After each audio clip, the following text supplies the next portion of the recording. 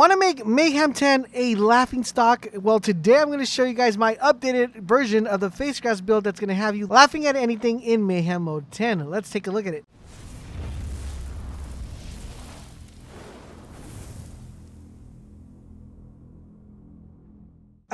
This is LaserBolt and welcome to today's video, guys. Today we have the updated version of the PHASEGRASP build. A lot of you guys were requesting this when the DLC came out, DLC 2 came out.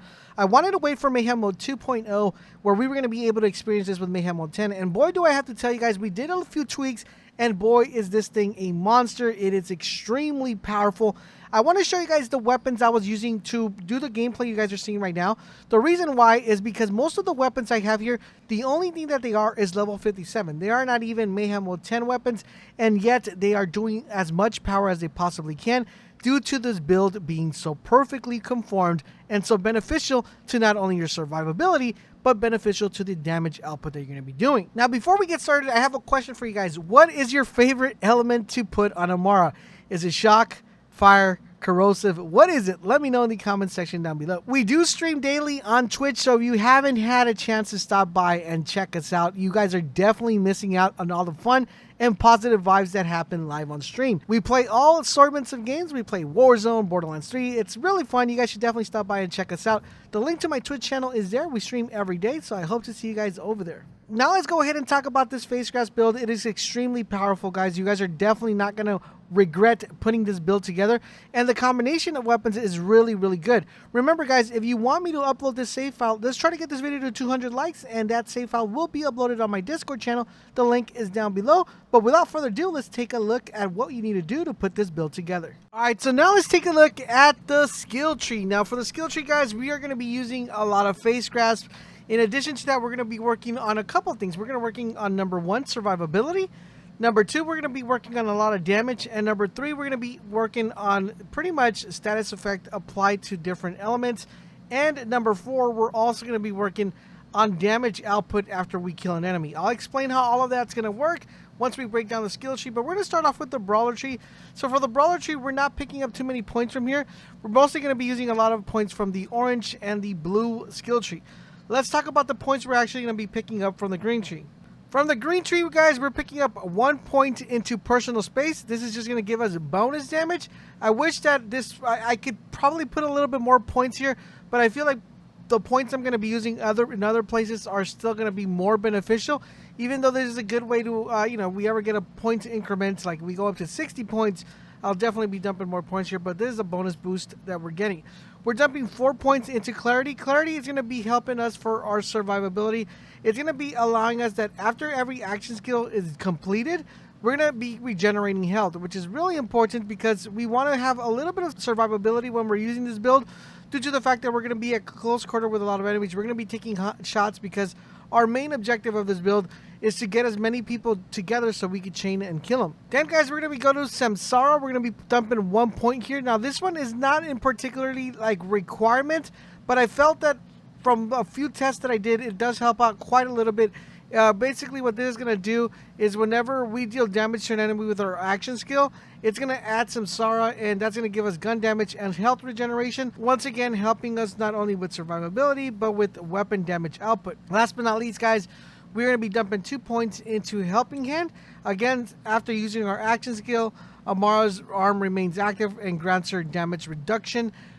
Quite important, but not extremely important. It is helpful. I did a couple tests without it, and there was a couple times where I did felt this came in hand, so that's why we added it here. If you feel that you're not getting too many benefits from Helping Hand, you could definitely dump those 2 points into personal space, and you guys would be perfectly fine. I just felt that a couple of tests that I did, it does help out sometimes, and it's very situational, and it's better to have that weapon or that in your arsenal than, go into a battle and you don't have in your arsenal. So that is why we dumped 2 points there. Alright, so now let's take a look at the Fist of the Element tree. Now, the Fist of the Element tree, guys, is we're going to be getting a ton of damage, and we're going to be getting a lot of perks that we won't be able to get from anywhere else. And the first one is Anema. So as you guys see here, I have 10 points in Anema. You're only able to go up to 5, but due to the class mount that I have, we're able to get this all the way up to 10. And this is really important because it's going to give us a status effect damage plus 40. It's going to give us a status effect duration plus 200. And action skill status effect damage plus 80, making it extremely portable. And it's one of the things that actually makes this build super, super powerful. So let's try to get this video to 200 likes, and I will be sharing this build over on my Discord channel. The Discord link is down below. Also, if you guys just check out my same build, the download for that is already on the channel as well. Moving on. Then we're going to be doing 5 points into Infusion. It's going to convert a portion of the damage that we deal with Amara with her weapon into her action skill element. So, for example, if you decide to go Corrosive, if you decide to go Shock, if you decide to go Fire, based on the enemies you're fighting, you're able to switch around, and it's going to convert that portion of her weapon into that element. So it doesn't really matter what weapon you're using, it's still going to have that elemental damage.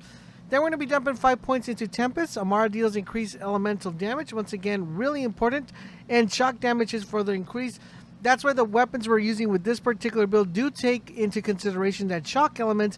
And we want to be using that as much as we possibly can, because the elemental damage is plus 30 and the shock damage is plus 20. That's 50 damage we're going to be tapping into just by using a shock weapon.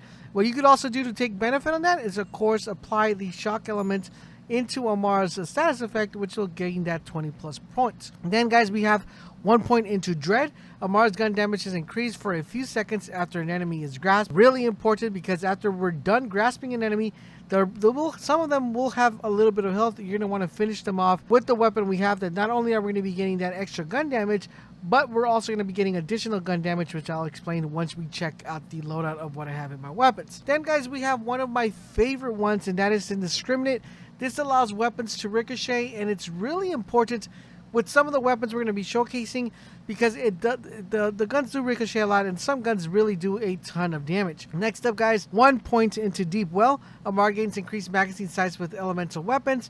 Really important, but not a requirement. I mean, yes, technically this is going to help you a little bit, you know, to have a little bit more in your ammo, but it's not a requirement. You could probably dump a point in somewhere else and use it in that green tree where I specified. And last but not least, guys, we're going to be dumping 3 points into Statement.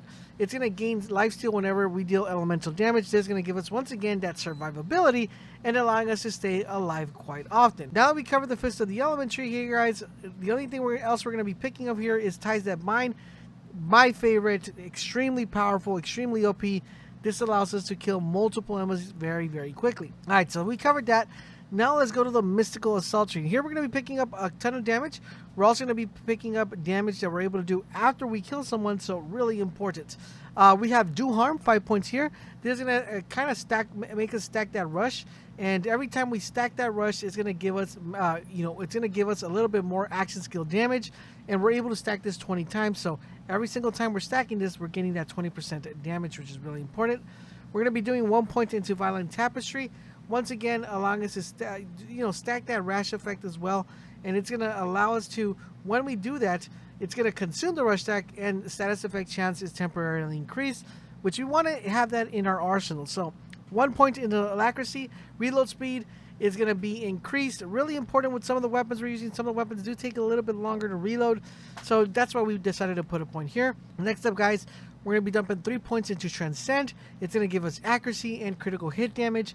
Accuracy is really important, especially with the weapons we're using, and critical hit damage, of course, is always extremely, really cool to have, right? So after activating our action skill, which we're going to kind of be proccing our action skill like wink, wink, nudge, nudge. We're not using it, but we're just activating it. We're going to be getting that critical hit damage to a plus 27. In total, you're going to notice that we're going to be getting a lot of stuff from action skill end, and that's going to increase our damage exponentially. Then we're going to do 5 points into Restless. We're going to gain increased action skill cooldown rate, so that means our cooldown rate for our action skills is going to come back quicker. We're going to be dumping 1 point into Ascendant. But this is going to do a ton of stuff. It's going to increase all our action skill augments, so Soul Sap, Allure, Revelations, Stillness of Mind, Glamour Duration. It's going to increase all of that, so we should be good with that. Next up, guys, we're going to dump 2 points into Laid Bare, which is going to increase enemies take increased damage from all sources for a second after being damaged by Amara's action skills. So once again, remember how I said at the start of the video before we started the whole breakdown of the skill tree that we were going to be getting damage after we killed an enemy, after we shot an enemy, and this is what's going to allow us to do that. Then we're going to be doing 3 points into Wrath. It's going to gain increased gun damage, which is really important. And one of my favorites, and I think this thing goes kind of, a lot of people skip this, don't take this one too much in consideration, and that is Remnant. If you guys notice my gameplay, you'll notice that I am doing a ton of damage with that Remnant tree. It's not only very beneficial for when you maybe took too much health and you want an enemy to die real fast and you kill it, it's going to actually kill other people. And I think the 2 points here, if I had a choice, I would definitely put even 3 on here.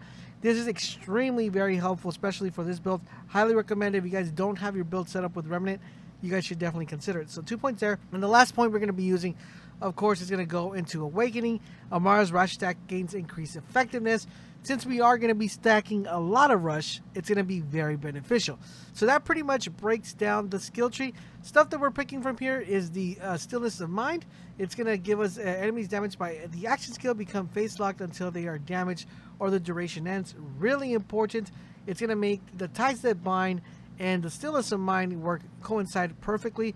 And of course we're running the shock element, but as you guys know, you're able to swap that around whenever you can. So with this build together, what is the best loadout to have? Well, let's go ahead and take a look at our weapons and talk about what you need to have. So when you guys saw the start of my video, I mentioned that I was running certain weapons. The ones I have right now, I was already able to farm these, and we put this together, but the video was actually recorded with the weapons I showed in the beginning. But now that I'm going to be showing you these weapons I already farmed some, and we're kind of happy with what we have. So we have the Maggie, level 57. We were able to get this to level 57. We have on action skill and weapon damage is increased by 100 for a short period of time. Extremely important, because the way you want to play this build is you want to fake face grasp the ground. So that's going to make your action skill end, and then you want to shoot the Maggie. As you guys saw, there's certain clips I showed you guys at the beginning where I am face grasping the ground and shooting my Maggie, and they are absolutely getting melted really, really fast. So you guys are definitely going to want to make sure you grab yourselves this Maggie. Like I said, I will have this save file uploaded on my Discord channel.